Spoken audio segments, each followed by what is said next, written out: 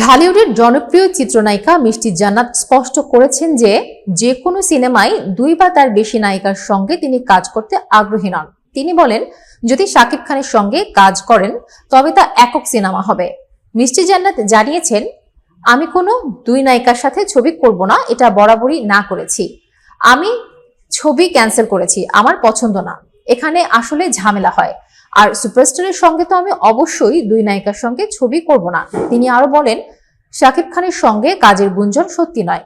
ধামাকা মানেই শাকিব খানের সঙ্গে আমার সিনেমা আসবে এমন নয়, এটা আপনারা বানিয়েছেন, উল্লেখ করেছেন মিষ্টি। নিজের পেশাগত মান ও সেলফ রেসপেক্টের বিষয়েও মিষ্টি স্পষ্ট করেছেন।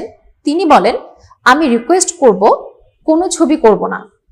আমি শখে সিনেমা করি, এটা আমার টোটাল প্রফেশন নয়। চিত্রনায়িকা মিষ্টি জান্নাতের এই অবস্থান স্পষ্ট করেছে যে তিনি পেশাদারিত্ব এবং নিজের মান রক্ষা করে সিনেমার কাজ বেছে নেবেন।